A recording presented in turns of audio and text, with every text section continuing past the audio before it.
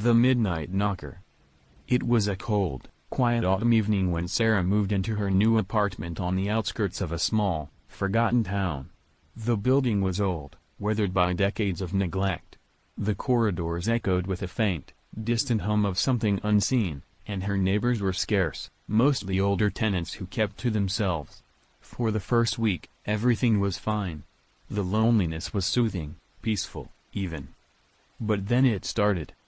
It was around 3:17 a.m. when she first heard it. A soft knock at her door. It was rhythmic, persistent, but barely loud enough to wake her. Groggy, Sarah ignored it, assuming it was a neighbor who had the wrong apartment. The following night, at the exact same time, the knocking came again. This time, she checked the peephole. No one was there. The knocking continued for the next few nights, always at 3:17 a.m. Each time she looked out the peephole or even opened the door, the hallway was empty. The sound of the knocking grew louder, more deliberate, like someone, or something, was waiting for her to respond. Her sleep was broken. Every night she would lie awake, dreading the inevitable knock.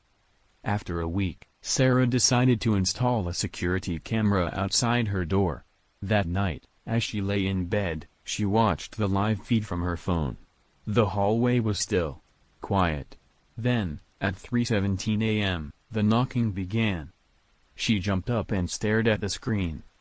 No one was outside her door. But the camera showed the door rattling violently, as if something invisible was pounding on it with immense force. The knocks grew louder, harder, shaking the door frame. Then, the camera feed cut out. Sarah rushed to the door, heart pounding, and opened it, only to find the hallway as silent as ever. Except for one thing, on the wood of her door, there was a handprint. It wasn't hers. It wasn't human.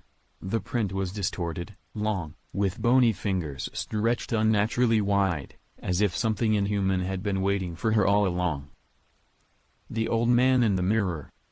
Greg and his wife, Emily, had just bought an old Victorian house in a quiet, rural town. It was a beautiful property, with large bay windows, creaking wooden floors, and an overgrown garden that hinted at its forgotten past. The house was a fixer-upper, but they were eager for the challenge, excited to turn the dilapidated mansion into their dream home. From the moment they moved in, something felt off.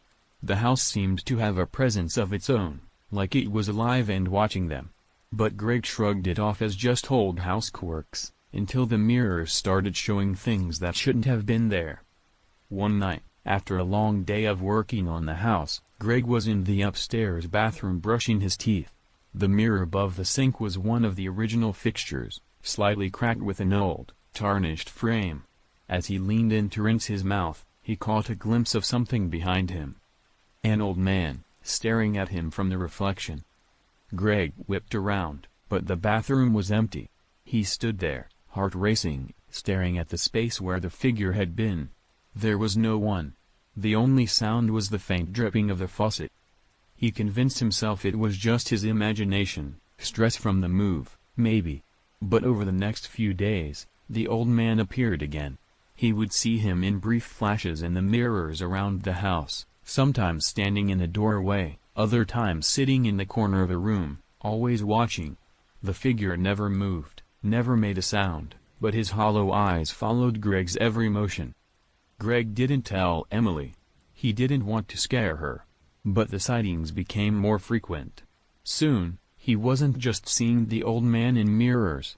He began seeing the figure out of the corner of his eye, in the shadows of the house, and worst of all, at night.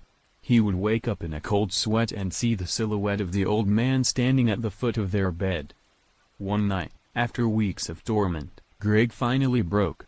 He stood in front of the large mirror in the living room, staring into its cracked surface, daring the figure to appear. "What do you want?" he whispered. For the first time, the old man spoke. His voice was low, gravelly, like someone who hadn't used it in centuries. "This was my house," the old man rasped. "You're not supposed to be here." Suddenly, the room grew freezing cold, and the lights flickered. Greg stepped back, his breath visible in the icy air. The old man in the mirror smiled, a slow, crooked smile, and Greg felt a chill crawl down his spine. That night, Greg packed up their things. He told Emily they had to leave. When she asked why, he could only say one thing: "It isn't our house anymore." The uninvited guest. Maria had always been a social person, throwing parties in her spacious suburban home for friends and family. This Halloween, she decided to go all out with a costume party. Everyone was invited: her co-workers, neighbors, old friends she hadn't seen in years. She loved the idea of the house bustling with laughter and chatter. The night of the party was perfect. Guests arrived in spooky costumes, and the house filled with lively music and conversation. Maria was in her element, hosting and mingling with everyone. But as the evening wore on, she noticed something strange. There was a guest she didn't recognize. He was tall, wearing an old-fashioned, tattered suit, with a white-brimmed hat that cast a shadow over his face. At first, Maria assumed he was a +1 of someone she hadn't met. But no one seemed to be talking to him. He just stood in the corner, watching, his face obscured by the brim of the hat. Curious, Maria approached him. "Hey, I don't think we've met. Whose guest are you?" The man slowly turned his head toward her, but said nothing. His face remained hidden in the shadow of his hat. Uneasy, Maria smiled politely and backed away, thinking maybe it was just a very committed costume.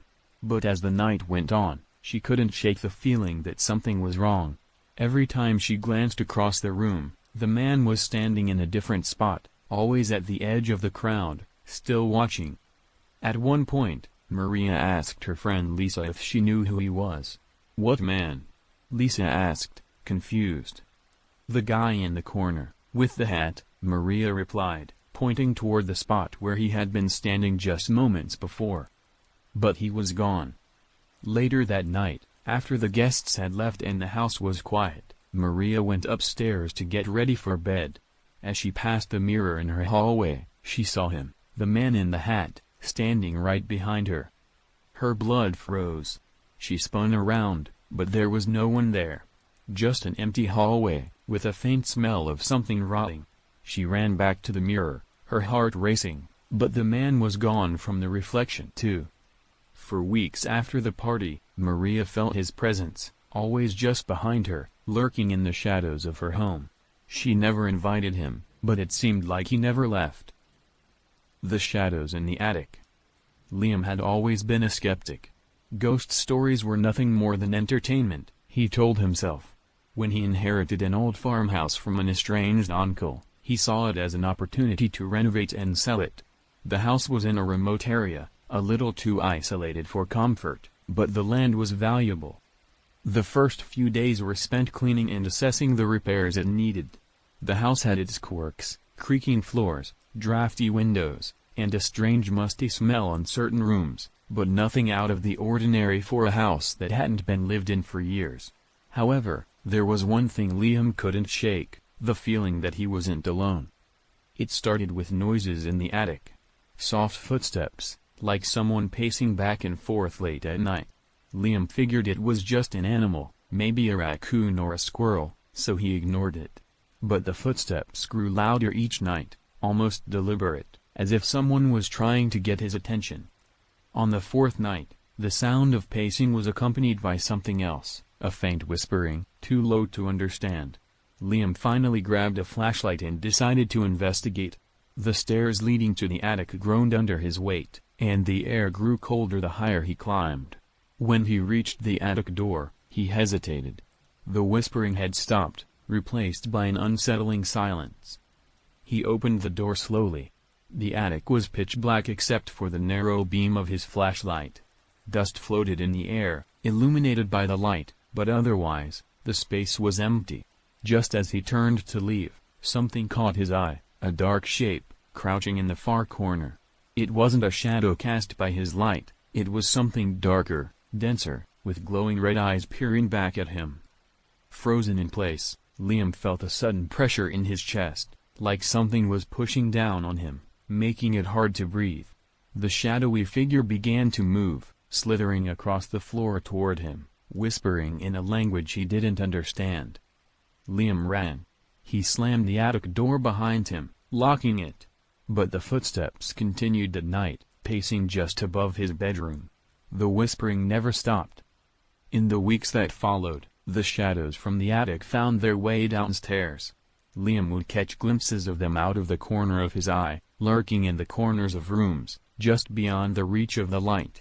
No matter how hard he tried to ignore them, they always watched, always whispered. Finally, after enduring months of torment, Liam called a contractor to fix the attic door, hoping to seal it off for good. When the contractor opened the door to inspect it, he turned to Liam, pale-faced. "There's no floor in the attic," he said. "Just bare beams. No one could have walked up here." Liam packed his bags and left that night.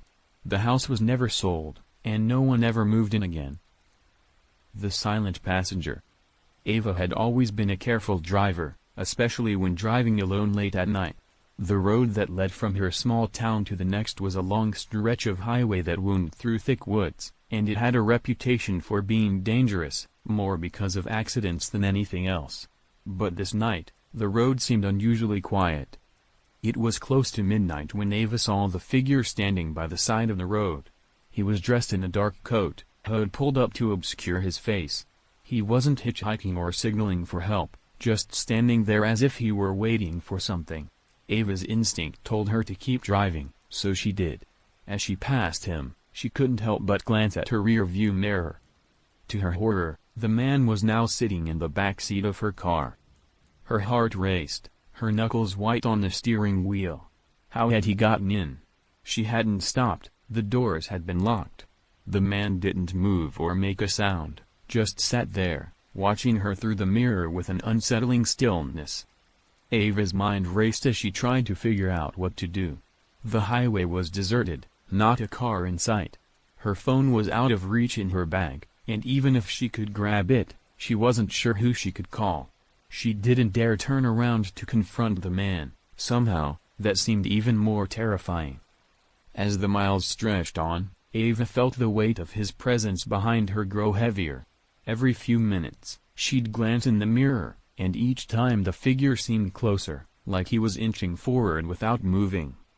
Suddenly, he whispered, "You shouldn't have stopped." Ava slammed on the brakes, her heart pounding. But when she turned around, the backseat was empty. The man was gone. Shaking, Ava pulled over to the side of the road, trying to catch her breath. She checked the car, the backseat, even outside along the roadside. There was no sign of the man. She sat there for a moment, trying to convince herself it had been her imagination. But as she pulled back onto the road, the last words he whispered echoed in her mind. "You shouldn't have stopped." But she hadn't. Had she? The watcher at the window. Growing up, Chloe lived in a house that overlooked a large, abandoned field. The field had once been farmland, but over the years it had become overgrown, with weeds and trees reclaiming the land. The house itself was old and creaky, full of strange noises that Chloe had learned to ignore. But there was one thing she couldn't ignore, the figure that watched her from the field. It started when she was around 12. She would look out her bedroom window at night and see him, a tall man standing in the middle of the field, staring up at her window. He was always too far away to make out any details, just a dark silhouette against the moonlit grass. At first, Chloe thought it was just her imagination, or maybe a trick of the light. But every night, he was there, always in the same spot, always watching. She told her parents, but they dismissed it, saying it was just a shadow or maybe a tree that looked like a person. But Chloe knew better. The figure moved. Slowly, over the course of weeks, he crept closer to the house. Each night, he was a few feet nearer, until he was standing just at the edge of the backyard, his features still hidden in the shadows. One night, Chloe mustered up the courage to tell him to go away. She opened her window and shouted into the darkness, her voice trembling. But the figure didn't move. He just stood there, silent and still. The next morning, when Chloe woke up, there were footprints in the dew on the grass. They led from the field to her window, stopping just beneath where she had been standing. The figure had been closer than she thought. Terrified, Chloe begged her parents to call the police. They came, searched the area, but found nothing. There were no signs of anyone around, no more footprints. For a while, the figure seemed to disappear.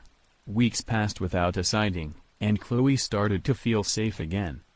Until one night, when she was lying in bed, she heard a soft tapping at her window. Heart pounding, she slowly turned over, and there he was. The figure, standing right outside, his face inches from the glass, pale and grinning.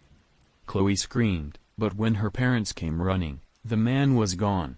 The window, however, had been left open just a crack. The Forgotten Room. When James and his wife, Lily, bought the old Victorian mansion, they were captivated by its charm. The house was a historical gem, ornate woodwork, stained glass windows, and high, arched ceilings. They knew it would need some renovations, but the place felt like home the moment they stepped inside. The previous owners had warned them of creaky floors, drafts, and the usual quirks of an old house, but they never mentioned the room.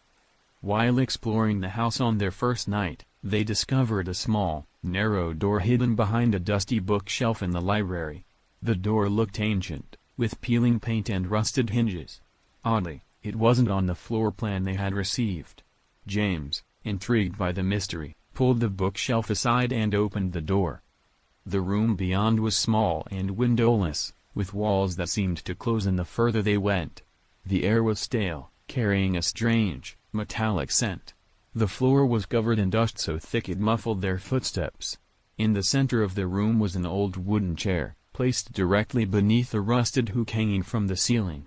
The walls were scratched and gouged as if someone had clawed at them. Lily felt a chill run down her spine. "Let's get out of here," she whispered. James agreed, feeling unnerved for the first time. They left the room, pushing the bookshelf back into place, and tried to forget about it. But that night, strange things started happening. They heard faint whispers echoing through the halls, voices too low to understand. Objects began to move on their own, chairs would be slightly out of place, doors that were closed would creak open, and their bedroom light flickered randomly. The worst part was the dreams. Every night, both James and Lily dreamt of the Forgotten Room. In their dreams, they stood inside the small space, unable to leave. The door would slam shut, and the whispers would grow louder, but the source of the voices was never clear. One night, James woke to find the bed empty. Lily was gone. Panicking, he searched the house, calling her name. His voice echoed through the empty halls, but there was no response. His heart pounded as he reached the library. The bookshelf had been moved. The door to the Forgotten Room was wide open. With a growing sense of dread, James stepped inside. The room was exactly as it had been, except now the hook on the ceiling was swaying slightly, as if someone had just been there. In the corner, hunched over, was Lily. She was sitting in the wooden chair, her eyes wide and unblinking, staring at the walls. "Lily!" James rushed to her, but as he touched her shoulder, she turned to him slowly. Her face was pale, her lips moving silently as if she was whispering. James leaned closer, his heart in his throat. The man in the yellow raincoat. Olivia had been working late one night at her downtown office, finishing up a project that had to be submitted by morning. By the time she left, the streets were deserted, and a light drizzle had begun to fall. She pulled her coat tighter around her and hurried toward the subway station. As she descended the stairs into the underground, the sound of her footsteps echoed unnervingly in the empty space. She was alone. The usual hum of the city felt distant, and the platform was eerily silent. She checked her watch, just past midnight. The next train wouldn't arrive for another 10 minutes. As Olivia waited, she noticed a man standing at the far end of the platform. He was wearing a bright yellow raincoat, with the hood pulled up, obscuring his face. Something about the way he stood, completely still, made her uneasy. His presence felt out of place in the lonely station. Trying to ignore him, Olivia checked her phone, scrolling aimlessly to pass the time. But every time she glanced up, the man in the yellow raincoat seemed to be a little closer. At first, she thought it was her imagination, but as the minutes ticked by, he inched toward her, though his feet never seemed to move. The hairs on the back of her neck stood on end. She didn't want to be paranoid, but the strange man's presence was unnerving. The train still wasn't due for a few minutes. Olivia kept her eyes on her phone, but her heart was pounding. She could feel him getting closer. Finally, she couldn't take it anymore. She turned to look directly at him, but he was gone. Confused, Olivia stepped closer to the edge of the platform, scanning the area. Had he left? Maybe she had just imagined it all. But as she leaned forward, a low voice whispered right next to her ear, sending a cold chill down her spine. "Step back." Startled, Olivia stumbled, her breath catching in her throat. She turned around, but there was no one there. She stood frozen in place, her pulse racing. The platform was completely empty. She waited for the train with her back pressed against the cold, tiled wall, refusing to move until she was safely on board. When she got home, Olivia couldn't shake the feeling that someone had followed her. The sensation of being watched lingered long after she closed her apartment door. Later that night, as she lay in bed, she heard the faintest tapping sound from her window. Her apartment was on the 7th floor, with no balcony or fire escape. When she worked up the courage to look, she saw the man in the yellow raincoat standing on the street below, staring up at her window. The doll in the cradle. Megan had always hated dolls. Something about their blank, lifeless eyes unnerved her, and she had never allowed any in her house. But when her grandmother passed away, Megan inherited a large collection of antique dolls, hundreds of them, all stored in glass cases and old wooden cradles. Some of the dolls were over 100 years old, their painted faces cracked and faded with time. Not knowing what else to do, Megan stored most of the dolls in the attic, only keeping a few in her living room as a tribute to her grandmother. One of these was an old porcelain doll, dressed in a delicate lace gown, lying in an antique cradle. Megan placed it on a shelf, telling herself it was just a harmless piece of her family's history. But then, strange things started happening. At first, it was small. Megan would walk past the doll and feel as though its eyes were following her, even though they were painted on. The cradle would sometimes rock gently, as if a breeze had touched it, but the windows were closed. Once, she found the doll's gown slightly askew, as if someone had tugged on it, even though no one had been near it. One night, while reading in the living room, Megan heard a soft creaking noise. She looked up and saw the cradle slowly rocking back and forth. The doll lay still, its expression frozen, but something about the movement of the cradle felt deliberate. Megan froze, her breath catching in her throat. She watched as the cradle stopped, only to start rocking again, harder this time. The doll's eyes seemed to gleam in the dim light, and for a moment, Megan thought she saw the slightest twitch of its hand. Terrified, Megan grabbed the doll and threw it into the attic with the rest of the collection, slamming the door behind her. That night, she tried to sleep, but the house felt different. It was as if the dolls were waiting just above her, listening. At around 3 a.m., Megan was jolted awake by the unmistakable sound of a baby's cry. It was faint, but insistent, coming from the attic. She lay in bed, heart racing, trying to convince herself it was her imagination. But the crying grew louder, more desperate. Gathering all her courage, Megan grabbed a flashlight and crept up to the attic door.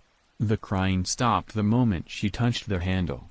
When she opened the door, the attic was silent, except for the creak of the antique cradle. It was rocking again, back and forth, as the porcelain doll lay perfectly still in its place, smiling. The haunted photograph. Ethan was an avid collector of vintage photographs. He loved finding old, forgotten images in thrift stores and flea markets, piecing together the stories of the people captured in black and white moments. One day, while browsing an estate sale, he found a box of old family portraits from the 1920s, untouched for decades. One photo in particular stood out, a group of 5 people standing in front of an old farmhouse, their expressions eerily blank. The house in the background looked familiar, but Ethan couldn't place where he had seen it before. He bought the photograph, thinking it would make an interesting addition to his collection. That night, He placed it on his shelf and went to bed, satisfied with his new find. The next morning, something strange happened. The photograph had changed. The people in the photo were still standing in front of the house, but they had shifted slightly. One of the men had moved a step closer to the camera, his face a little more visible. His eyes seemed darker, more hollow. Ethan brushed it off as a trick of the light or his imagination, but the following day, the man had moved even closer. His face was now clear, and his eyes seemed to stare directly at Ethan. The rest of the people in the photograph remained in place, their expressions still unnervingly blank. Every day, the man in the photograph moved closer and closer. By the end of the week, he was no longer standing with the group. Instead, he was at the very edge of the photo, his face pressed up against the glass as if he were trying to break through. Frightened, Ethan took the photo down and hid it in a drawer. But that night, he heard a soft, shuffling sound from the living room. When he went to check, the photograph was back on the shelf, the man now completely gone from the image. Ethan stood frozen, staring at the empty space in the photograph where the man had once been. Then, behind him, a cold breath brushed the back of his neck. He wasn't in the picture anymore because he was standing right behind Ethan. The Whispering Woods. Katie had always loved hiking. The peaceful solitude of the woods was her escape from the noise of city life. One autumn afternoon, she decided to explore a new trail deep in the forest. It was off the beaten path, not marked on any maps, but that only made it more exciting. The trees were tall, their branches twisting like skeletal fingers toward the sky, and the fallen leaves crunched beneath her boots. After about an hour, she noticed something strange. The forest had become unnaturally quiet. No birds chirping, no rustling of animals, just the sound of her own footsteps. Then, she heard it. A whisper. At first, Katie thought it was the wind, but as she continued walking, the whispers grew louder, though she couldn't make out the words. They seemed to be coming from all around her, carried on the breeze. She stopped, listening intently, but the moment she paused, the whispers stopped too. Her heart quickened, but she brushed it off as her imagination. Continuing down the trail, she spotted something out of place, an old, weathered sign barely visible beneath the moss and vines. It had once been white, but time had left it cracked and faded. She brushed away some of the dirt and was able to make out a single word, "Stay." Chills crept down her spine. Katie turned to leave, but the moment she retraced her steps, the whispers began again, louder this time. They seemed to be calling her name. She froze in her tracks as the air grew colder, the once peaceful forest now feeling suffocating. Katie quickened her pace, trying to shake the eerie feeling, but the whispers followed her, growing more insistent. The trail that had been so clear earlier now seemed unfamiliar. No matter how far she walked, it felt like she wasn't getting any closer to the trailhead. The whispers turned to low voices, muttering in a language she didn't understand, but she knew one thing for sure: they were angry. They wanted her out. Panic set in as she ran, leaves and branches tearing at her clothes. The voices followed her, now louder, almost shouting. She could feel eyes on her, watching her from the trees. Finally, just as darkness began to creep through the woods, she spotted the parking lot through the trees. Katie burst into the open, gasping for breath. The voices stopped immediately. The woods behind her were once again silent, as if nothing had ever happened. Shaken, she jumped into her car and drove off, vowing never to return. That night, as she lay in bed trying to forget the whispers, her phone buzzed with a notification. A single message appeared on her screen, from an unknown number. "You didn't listen. Stay." The locked diary. When Clara's grandmother passed away, she inherited her old Victorian house, a house filled with dusty antiques, faded photographs, and countless memories. While sorting through her grandmother's belongings, Clara found an ornate, leather-bound diary tucked away in a locked drawer of her grandmother's writing desk. The key had been hidden beneath the floorboard, as if it were never meant to be found. Intrigued, Clara opened the diary. The first few pages were normal entries, written in elegant script, detailing her grandmother's daily life, her thoughts, dreams, and worries. But as Clara flipped through the pages, the writing changed. It became jagged, frantic, and the entries spoke of strange occurrences in the house. Unexplained noises at night, shadows moving on their own, whispers that echoed through the halls. Her grandmother had written that something evil had been trapped in the house, sealed away long before they had lived there. One entry stood out. It was dated 2 days before her grandmother's death. "I made a mistake. I unlocked the drawer. The whispers have returned. It's in the house again." That night, Clara had trouble sleeping. The house was old and creaky, she reminded herself, full of the usual sounds of settling wood and groaning pipes. But around midnight, she heard a distinct knock at her bedroom door. 3 soft knocks. Clara froze, listening. She lived alone. She tried to ignore it, telling herself it was just her imagination running wild after reading the diary. But the knocks came again, this time louder, more insistent. Slowly, she got out of bed and opened the door. The hallway was empty. But something had changed. The air felt heavier, colder, and she could faintly hear the sound of whispers, just like her grandmother had described. The sound was coming from the direction of the writing desk, where the diary now sat open on the page with the final entry. As Clara approached the desk, the whispers grew louder, turning into frantic muttering. The words weren't English, they sounded ancient, guttural, and wrong. Her hand trembled as she reached for the diary, intent on closing it. But before she could, the room grew icy cold, and the lamp beside her flickered violently. Suddenly, the pages of the diary began flipping on their own, faster and faster, as though something invisible was rifling through them. The whispers turned to shouting, but Clara couldn't understand any of it. In a panic, she slammed the diary shut, and the room fell silent. For the rest of the night, Clara sat awake, staring at the locked drawer, listening to the faint, persistent whispers that echoed from the darkness. She had unlocked something that was never meant to be freed. The strangers at the window. It was a rainy evening when Marcus first noticed the strangers. He lived in a quiet suburban neighborhood, where nothing much ever happened. His home was at the end of the street, surrounded by tall trees and thick bushes. It was secluded, which Marcus liked, until that night.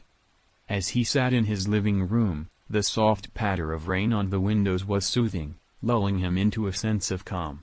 But then he saw them, 2 figures standing at the edge of his yard, just beyond the reach of the streetlights. They were perfectly still, barely visible through the rain and mist, but their silhouettes were unmistakable. At first, Marcus thought they might be lost or confused. But they didn't move. They didn't call out for help. They just stood there, watching his house. Unease crept over him as he realized they weren't just passing by, they were staring directly at him.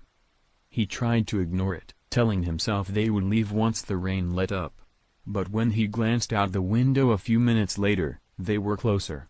The figures had moved silently, now standing at the very edge of his driveway, still motionless, their faces obscured by the shadows. Heart racing, Marcus locked the doors and drew the curtains. The rain continued to fall, and he tried to convince himself it was nothing. Just a prank or maybe people looking for shelter. But the feeling of being watched grew stronger, gnawing at his nerves.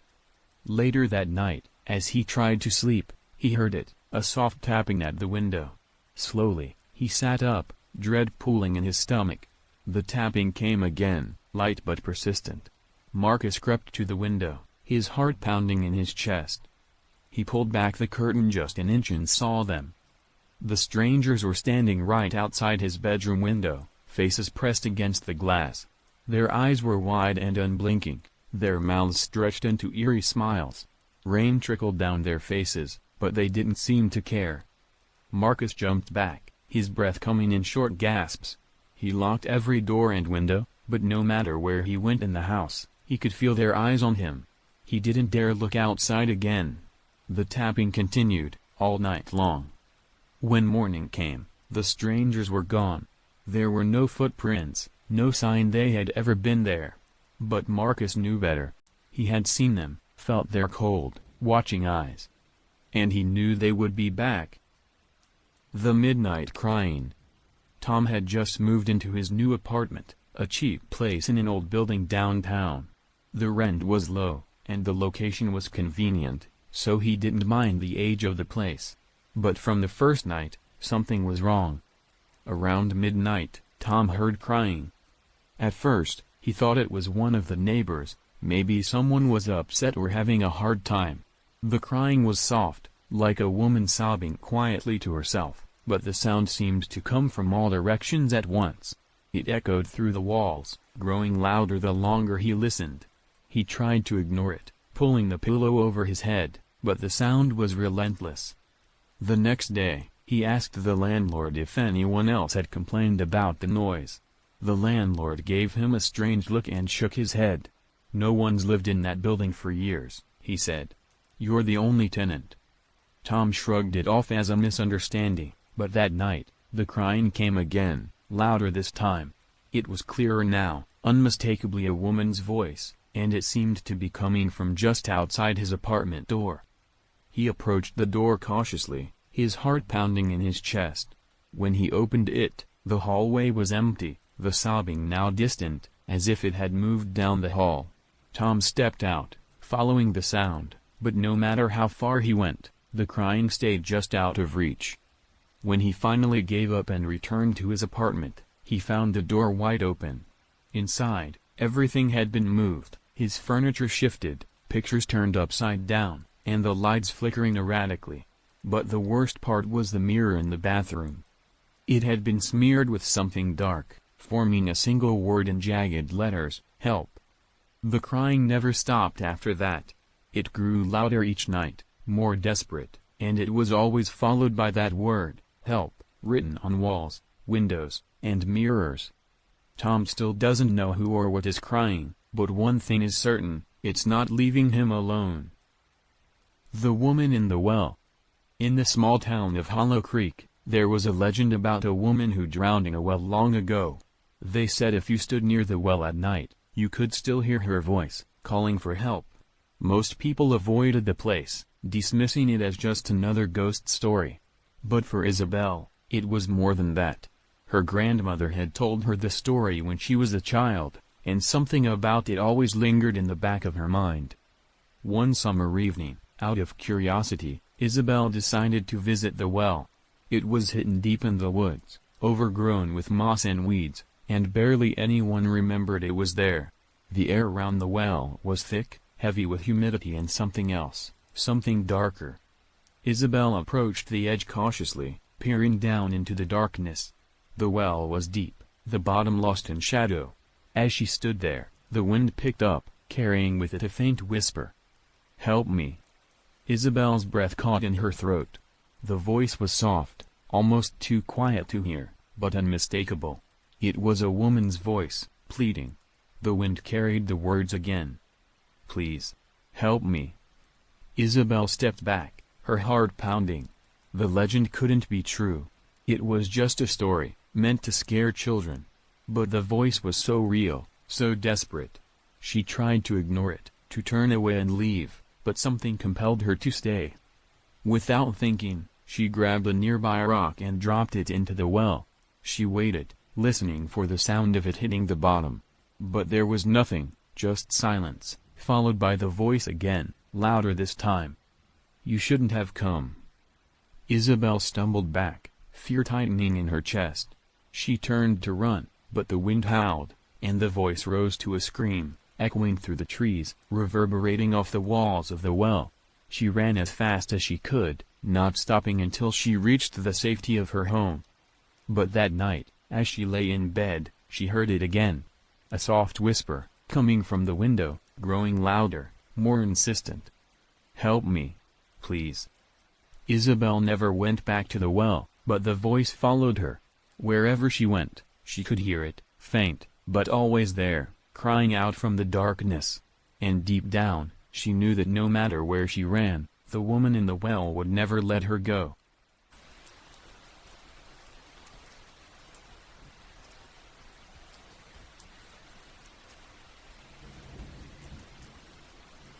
Story 1.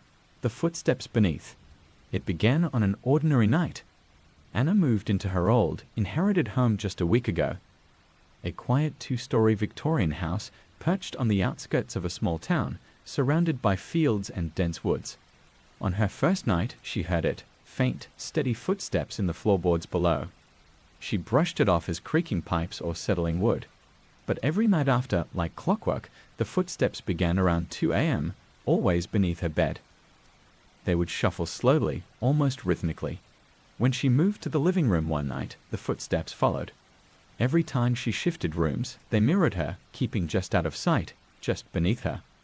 One night, curiosity got the better of her. At 2 a.m., armed with a flashlight, she ventured into the basement. The musty air was thick with decay. The old house smelled of rot, and the stone walls seemed to breathe. As her light swept across the space, it caught something odd, a faint outline, a trapdoor she'd never noticed.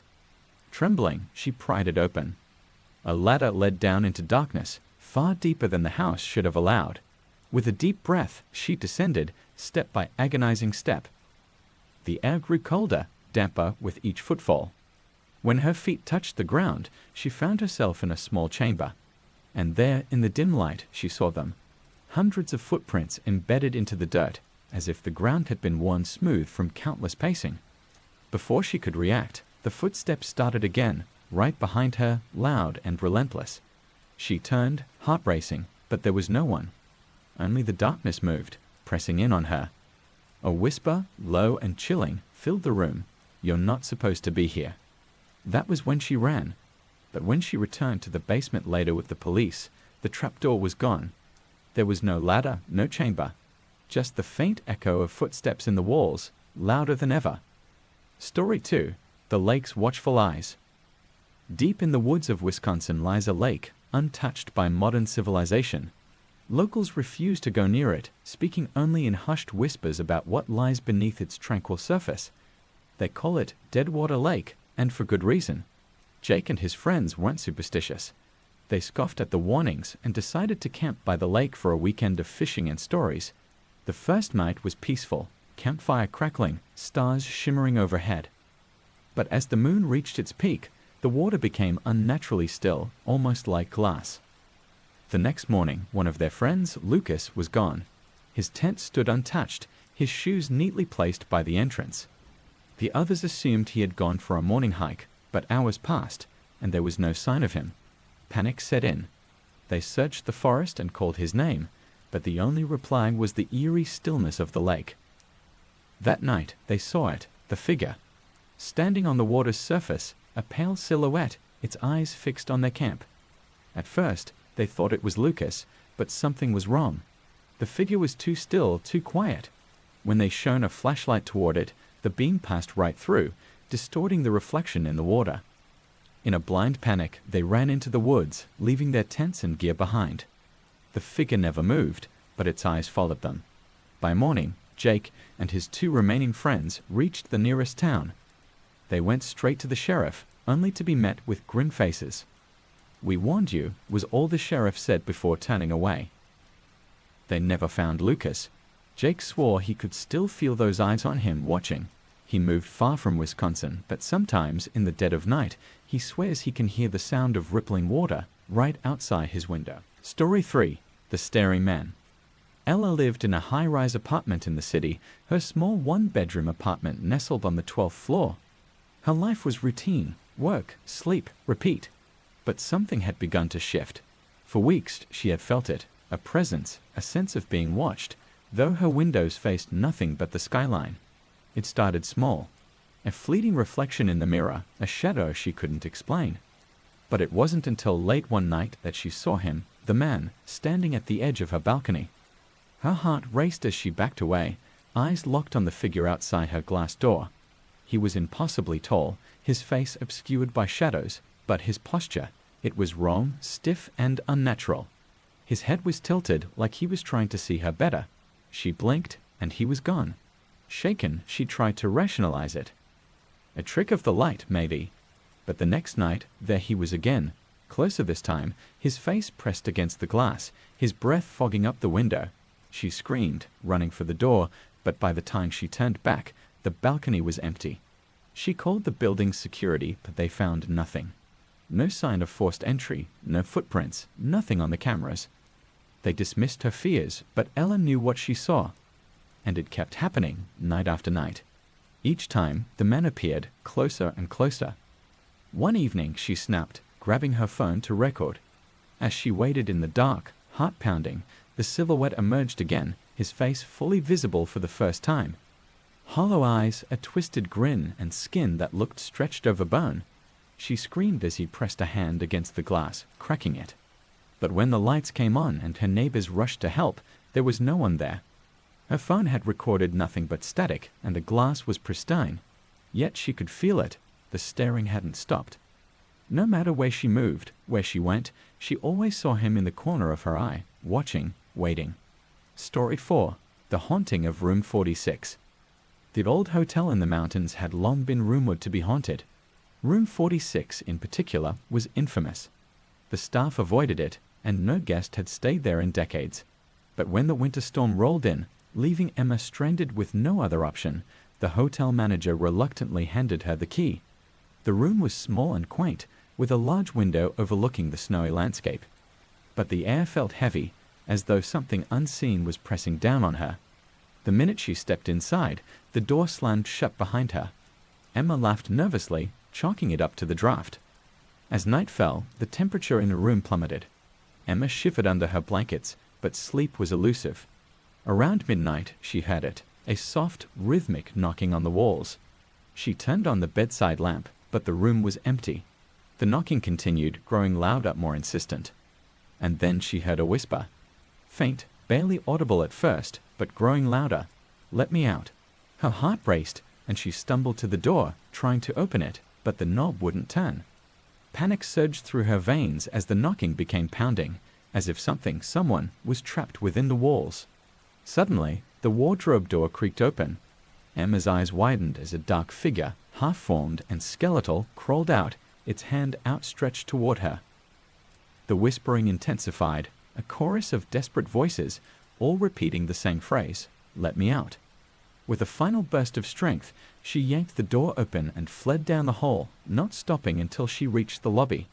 The staff found her the next morning, huddled in a corner, shaking and incoherent. No one ever dared enter room 46 again. Story 5. The Hollow Ones.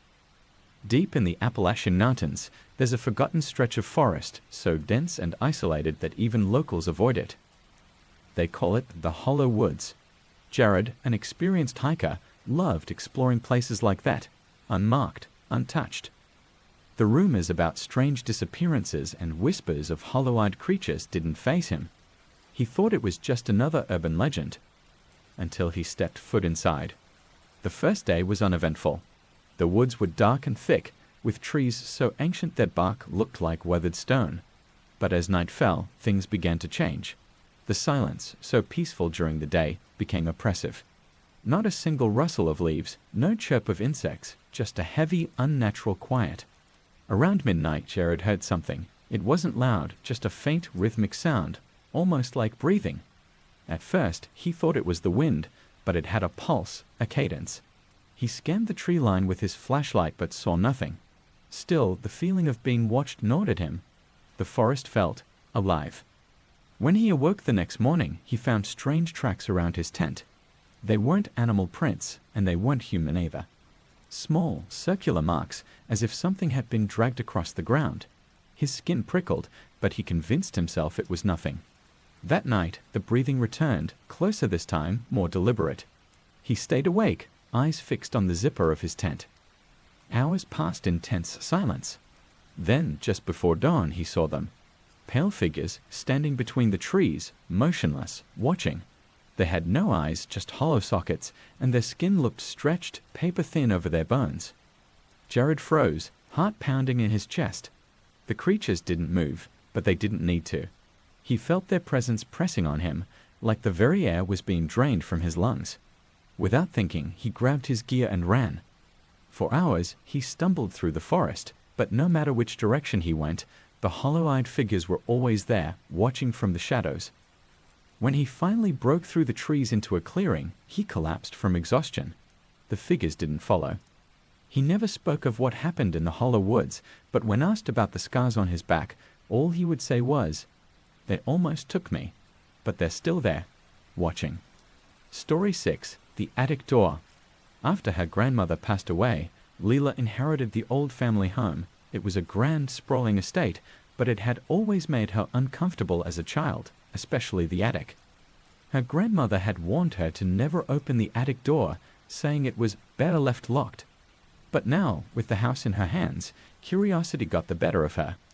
The first few nights were uneventful, the house creaking like any old home would. But that sense of unease gnawed at her, especially when she passed the attic stairs. The door was heavy old wood with a rusted keyhole, as though it hadn't been touched in decades. Late one night, as Leela lay in bed, she heard a soft thumping sound coming from above. At first, she thought it was just the wind or perhaps the house settling. But the noise persisted, a steady, deliberate knock, as if someone was gently tapping on the attic door from inside. She tried to ignore it, but every night the knocking grew louder, more insistent, and one night she heard something else, footsteps. Slow, shuffling footsteps right above her, pacing back and forth across the ceiling. She couldn't sleep, her heart pounding with dread. Finally, she decided to confront whatever was making the noise. Armed with a flashlight and trembling hands, she ascended the narrow stairs. As she approached the attic door, the knocking stopped, replaced by a deafening silence. For a moment she hesitated, but then she turned the handle and pushed the door open. Inside, the attic was just as she remembered, dusty and cluttered with old furniture and forgotten memories. But in the corner, something caught her eye. There, partially hidden beneath an old sheet, was a large ornate mirror. The frame was covered in dust, but the glass was perfectly clean. As she moved closer, Leela felt a chill run down her spine. The air around the mirror was colder than the rest of the attic, and when she looked into it, she didn't see her own reflection. Instead, she saw a figure, a woman, gaunt and pale, staring back at her with hollow eyes. Before she could react, the woman in the mirror began to move, her hand reaching toward the glass, pressing against it from the inside. Leela stumbled back, dropping the flashlight, and as she did, the attic door slammed shut with a deafening bang. Now, trapped in the dark, she could hear the knocking again. Only this time, it was coming from behind the mirror. Story 7. The Screaming Fields. The field stretched for miles behind Jeremy's family farm, a flat expanse of wheat that swayed in the wind. As a child, he had heard the stories about the screaming fields, tales of strange sounds and inexplicable disappearances, but he had never believed them. That is, until the night he heard the screams for himself. It was late autumn, and Jeremy had been working late, trying to bring in the last of the harvest. The sky was a deep purple, and a cold breeze swept across the land. As he packed up his tools, he heard it, faint at first, like a distant wail carried on the wind. He froze, listening. The sound grew louder, more distinct. It wasn't the howl of the wind, it was a scream. Unearthly, high-pitched, and filled with pain. Jeremy's first thought was that someone was hurt, maybe an animal caught in the machinery. But as he walked into the field, the sound didn't seem to come from any one place. It echoed around him, filling the air, but there was no source. The wheat rustled violently, though there was no wind now. His pulse quickened as the screams became more desperate, more human. He broke into a run, pushing through the stalks, calling out to anyone who might be trapped or injured. But there was no answer, only more screams, now surrounding him on all sides. The wheat seemed to close in, taller than it should have been, and soon he couldn't see the farmhouse lights anymore. In a panic, Jeremy turned to run back, but the ground beneath him shifted, softening like mud. He stumbled, falling to his knees, and that's when he saw it, a hand, pale and thin, reaching up from the earth, fingers clawing at the air. Then another and another. Soon, the ground was alive with grasping hands, pulling at his legs, his clothes, dragging him down into the soil. As the dirt filled his mouth, muffling his screams, Jeremy heard one last sound above him, the wind, now calm, whispering through the wheat. And then nothing. The field was quiet once more. Story 8. The Man in the Mist. In the small town of Coldwater, Maine, the mist was a regular occurrence. It rolled in from the coast every few weeks, thick and heavy, turning the world into a pale, shapeless haze. Most people stayed indoors when the mist came, but not Eleanor. She had grown up in cold water and wasn't afraid of a little fog. One evening, as the mist crept through the streets, she decided to take a walk. The town was eerily quiet, the usual sounds muffled by the dense fog. As she wandered, something caught her eye, a figure, barely visible through the mist, standing near the old church.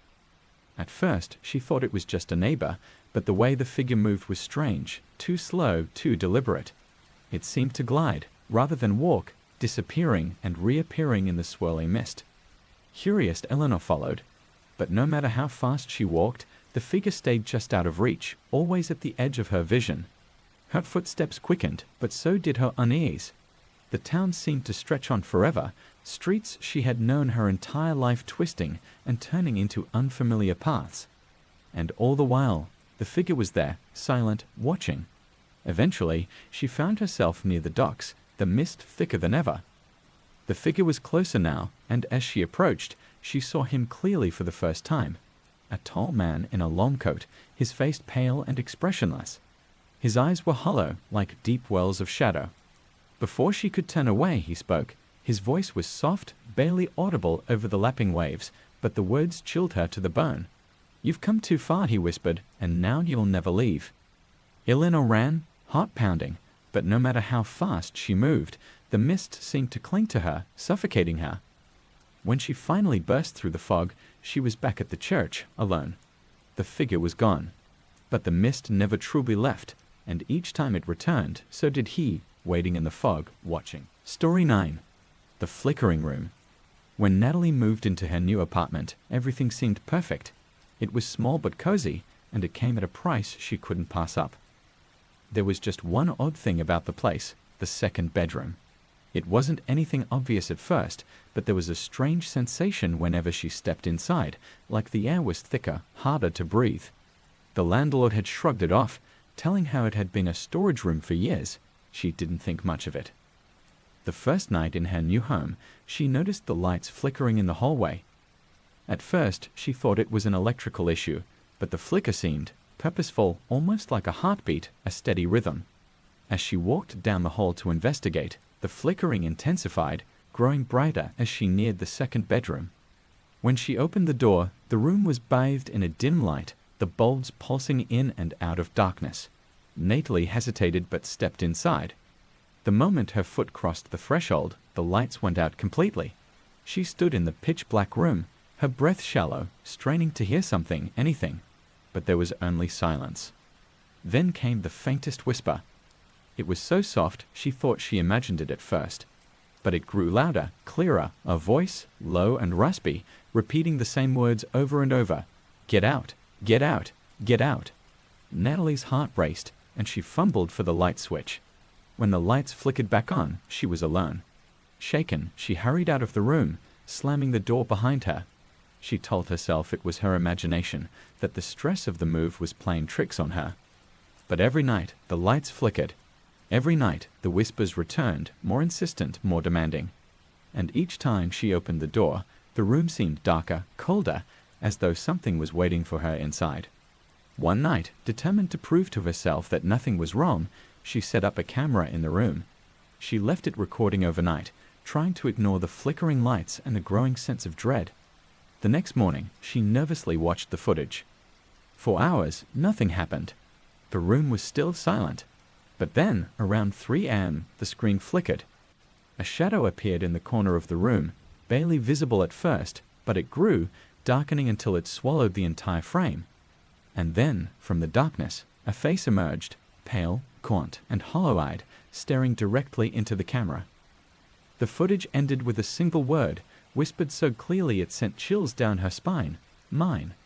Natalie never went back into the room again. A week later, she moved out. But sometimes, late at night, when she's drifting off to sleep, she swears she can still hear the flicker of lights and that same chilling whisper. Story 10. The Watchers in the Graveyard. The town of Ash Hollow had a cemetery that stretched for miles, an ancient, sprawling graveyard where the headstones crumbled and the mausoleums stood like sentinels over the dead. No one visited the cemetery after dark, not anymore, not since the disappearances started. For decades, people had gone missing near the graveyard, wanderers, teenagers daring each other for a thrill, even a few locals who strayed too close after sunset. The police searched, but they never found a trace of the missing. There was only one clue, spoken in hushed tones by those who lived nearby, the watchers. Sam didn't believe in local legends. He and his friends had heard the stories, but they were just that, stories. One night, in search of a good scare, they decided to spend the night in the graveyard. Armed with flashlights, sleeping bags, and a bottle of whiskey, they set up camp near one of the oldest mausoleums. The night was cold, the wind howling through the headstones, but the boys laughed and joked, trying to shake off the eerie atmosphere. As midnight approached, the laughter faded, replaced by an unsettling quiet. The wind died down, leaving the cemetery in an unnatural silence. Then Sam saw them. At first, he thought it was a trick of the light, shadows moving among the tombstones. But as he stared, he realized they weren't shadows at all. They were figures tall and thin, their features hidden by the night, standing perfectly still just beyond the edge of the light cast by their fire. "Who's there?" Sam called, his voice trembling. No answer. The figures didn't move. They only watched. Panic set in as his friends noticed the figures too, but when they shone their flashlights toward them, the beams passed through the shapes, hitting nothing but empty air. And yet, the watchers remained, unmoving, their presence heavy and oppressive. Desperate, Sam and his friends scrambled to pack up and leave, but the figures began to move, slowly, methodically, closing the distance. Every time Sam turned around, they were closer, their forms growing more defined in the moonlight. Their faces were blank, featureless, but their hollow eyes were wide, unblinking. By the time they reached the cemetery gate, Sam was alone. He didn't know when he had lost his friends. One moment, they were running beside him. The next, they were gone, swallowed by the dark. He screamed their names into the night, but the only reply was the distant rustle of dead leaves. Years later, Sam is the only one left who knows the truth of what happened that night. The police never found his friends, and the townsfolk continued to speak of the watchers in hushed tones. But Sam knows they're still out there, standing silent among the graves, waiting. Story 11. The Dollmaker's Curse. In a small, forgotten town nestled in the mountains, there lived an old man known as the Dollmaker. His shop was filled with hundreds of dolls, delicate, porcelain creations that were said to be so lifelike, they seemed to move when no one was looking. Children loved the dolls, and parents traveled from far and wide to buy one for their little ones. But there was a dark secret behind the dollmaker's craft. Claire had grown up hearing the stories about the dollmaker, but she had never believed them. She thought they were just tales to scare the children into behaving. But when her grandmother passed away, leaving her one of the old dolls, she couldn't help but feel uneasy. The doll was beautiful, with glossy black hair, pale skin, and glassy blue eyes that seemed to follow her around the room. Claire tried to put it on a shelf, but every time she walked by, she swore the doll had moved. Sometimes its head was tilted in a different direction, its eyes pointed somewhere new. Once, she even found it sitting in the middle of the room, though she had left it on the shelf. As the days went by, Claire began hearing strange noises at night. Soft footsteps, a faint tapping, like tiny hands brushing against the walls. At first, she thought it was her imagination, but the noises grew louder, more insistent. And always, they seemed to come from the direction of the doll. One evening, unable to bear it any longer, Claire locked the doll in a chest and shoved it into the attic. She slept peacefully for the first time in days, but when she woke the next morning, the doll was sitting at the foot of her bed, its blue eyes fixed on her. Panicked, she called an antiques expert to appraise the doll, hoping to find an explanation. The man arrived the next day, his face growing pale the moment he laid eyes on the doll. This is one of his," the man whispered, trembling. "The dollmaker's last creations. They say he trapped souls inside them." Claire laughed nervously, but the man's expression was grave. "You need to get rid of it. Burn it. Bury it. Just don't keep it." That night, Claire took the doll to the woods and buried it deep beneath the earth. She thought it was over. But the next morning, the doll was waiting for her, its glassy eyes gleaming from her kitchen table. The dollmaker's curse had claimed another soul. Story 12. The Mirror Room.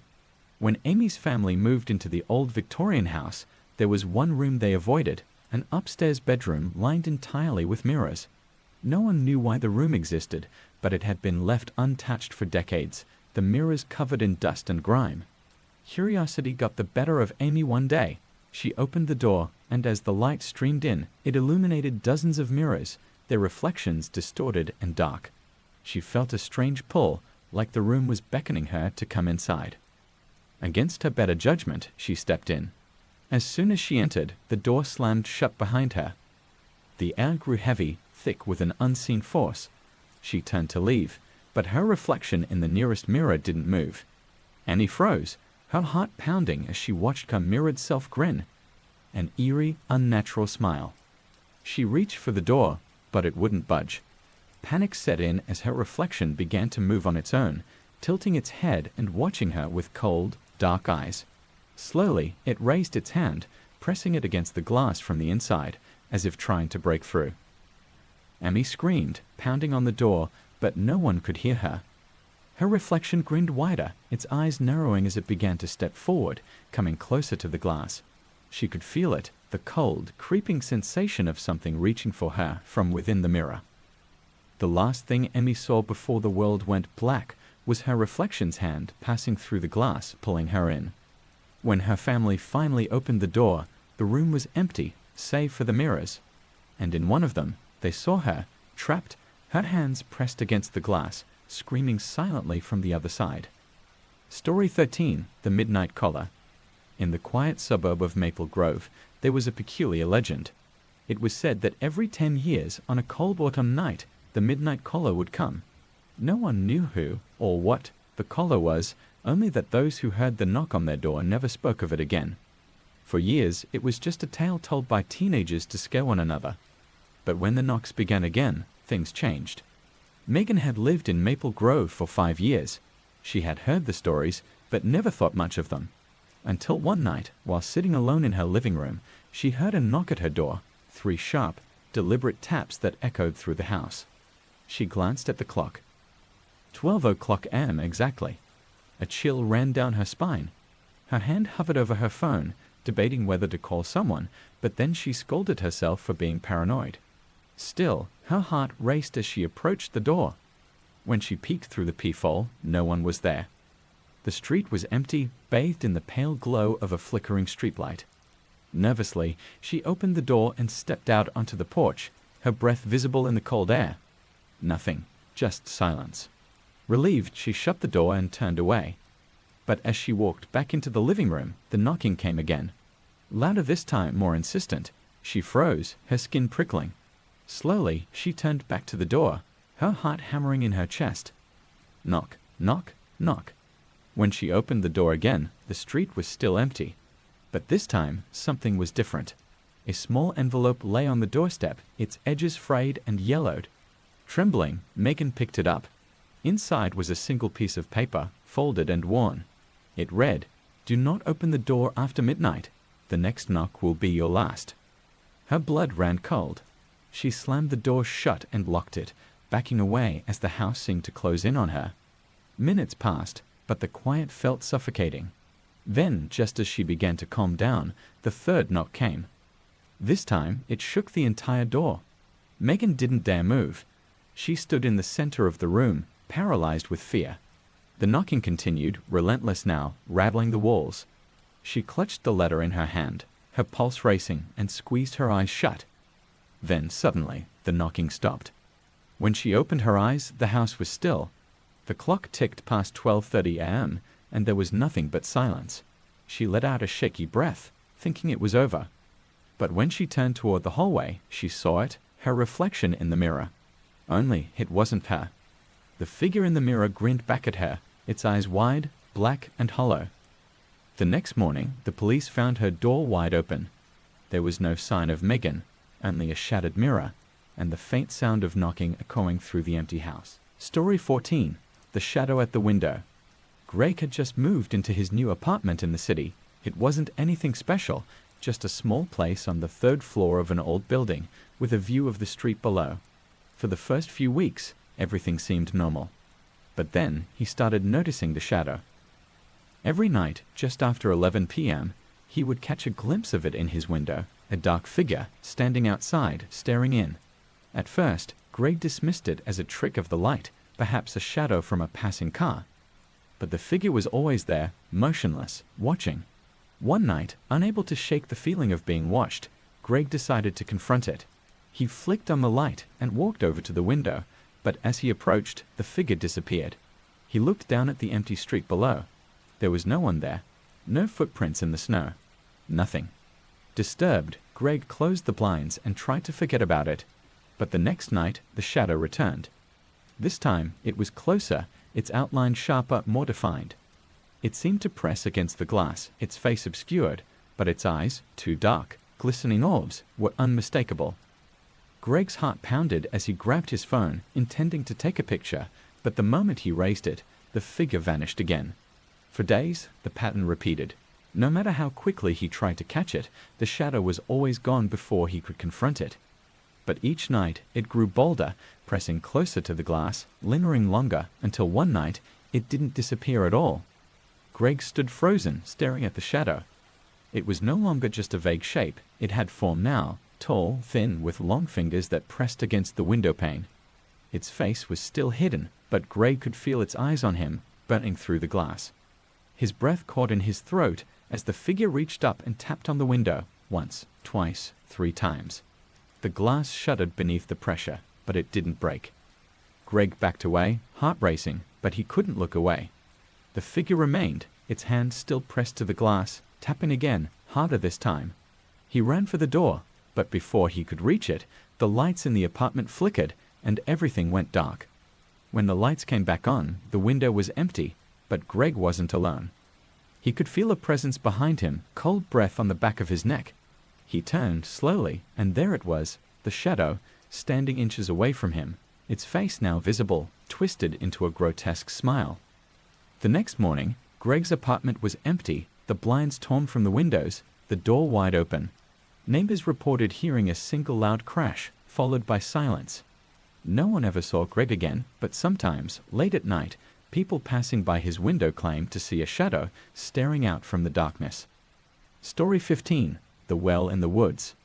In the dense woods behind his grandparents' farmhouse, Oliver had discovered something strange as a child. A well, overgrown and hidden by thick brush, far from any path. The well had always unnerved him.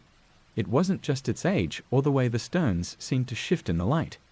It was the fact that, no matter how much he strained his ears, he could never hear the bottom. As a boy, he would throw stones into it, listening for the splash that never came. The sound would simply disappear into the darkness. Now, as an adult, Oliver had returned to the farmhouse after his grandfather's death. The memories of the well resurfaced, and though he tried to shake them, something about it called to him. On the last night of his stay, driven by a strange compulsion, he ventured into the woods. It was just as he remembered, the old stones slick with moss, the air around the well strangely still. Oliver stood at the edge, peering into the inky blackness, feeling that same unsettling pull he had felt as a child. Without thinking, he picked up a small rock and dropped it into the well, waiting for the familiar silence. But this time he heard something. Not a splash, but a faint sound, like a voice, calling from deep below. He froze, straining to listen. The voice grew clearer, more insistent. It was a woman's voice, soft and mournful, begging for help. "Please, let me out." Oliver's heart raced. He knew it couldn't be possible. There was no way anyone could be down there. And yet, the voice continued, growing louder, more desperate. "Please, help me." Against his better judgment, he found himself tying a rope around a nearby tree and lowering himself into the well. The descent was slow, the air growing colder and damper as he went deeper. The walls seemed to close in, the darkness pressing against him. About halfway down, the rope jerked violently, pulling him to a stop. He hung there, breathless, when the voice came again, this time right beside his ear. "You shouldn't have come."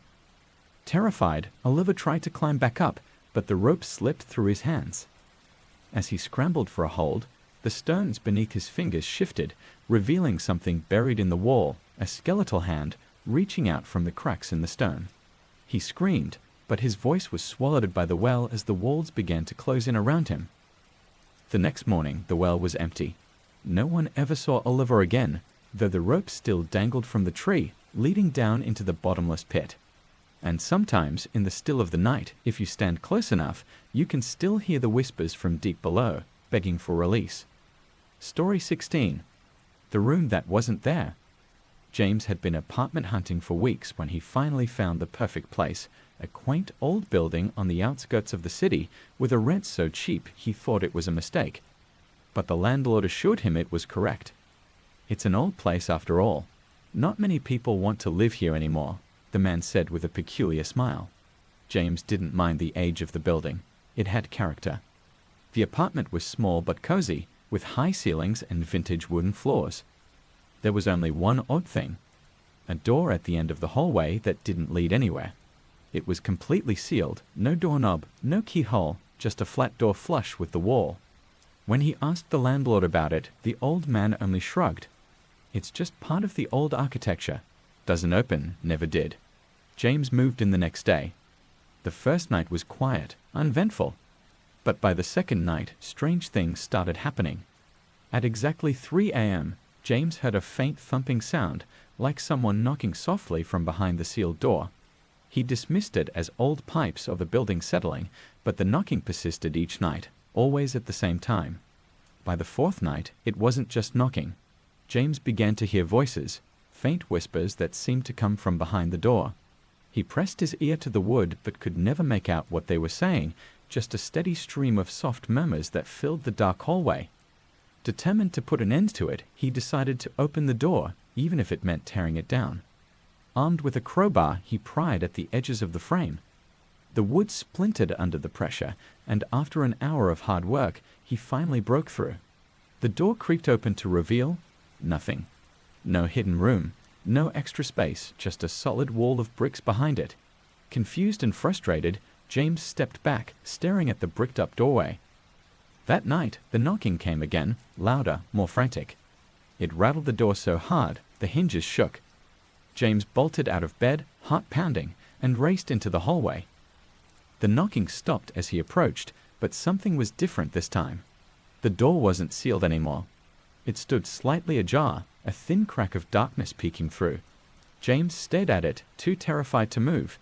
Slowly, the door creaked open wider, revealing not the brick wall he had seen before, but a dark, endless corridor that seemed to stretch into nothingness. From the depths of the corridor came the faint sound of footsteps growing closer. The next morning, James was gone. The apartment was empty, the door at the end of the hall completely sealed once again. No one has lived there since, but late at night, passers-by claim they can still hear the knocking, soft, persistent, and growing louder with each passing year. Story 17. The Whispering Man. It started with a dream. Sarah had been living in her new house for a few months when the nightmares began. Every night, she dreamed of a man standing at the foot of her bed. His face was always obscured by shadow, but his presence was suffocating. He never spoke, just watched, his silence more terrifying than words. But after a week, the dream changed. The man began to whisper. At first, it was incoherent, just a low murmur that seemed to slither into her mind as she slept. But slowly, the words became clearer. He whispered her name over and over in a voice that was not quite human, harsh, guttural, as though the very act of speaking pained him. Every time Sarah woke, the whispers lingered, echoing in the corners of her mind, filling the silence of her home. She tried to shake them off, but they followed her, growing louder, more insistent, until she began hearing them while awake. One night, she woke with a start, her room drenched in darkness. The whispers were louder than ever, circling her, closing in. She sat up, eyes scanning the room. That's when she saw him. The man from her dreams, standing in the doorway, his head tilted at an unnatural angle. He whispered her name, and for the first time she could see his face, pale, gaunt, with eyes that seemed to sink into his skull. His mouth moved in slow, deliberate motions, forming words that dripped like poison from his lips. Terrified, Sarah leaped out of bed and flipped on the light, but when she turned back, he was gone. The room was empty, but the whispers remained, louder than ever, surrounding her like a chorus of malevolent voices. She moved out the next day, leaving everything behind. But no matter where she went, the whispers followed. At first, they were faint, easily ignored. But with each passing night, they grew louder until the sound of her name echoed in every corner of her new home. The whispering man had found her, and he would never leave. Story 18. The Window That Watches. The old house had stood at the edge of the forest for over a century,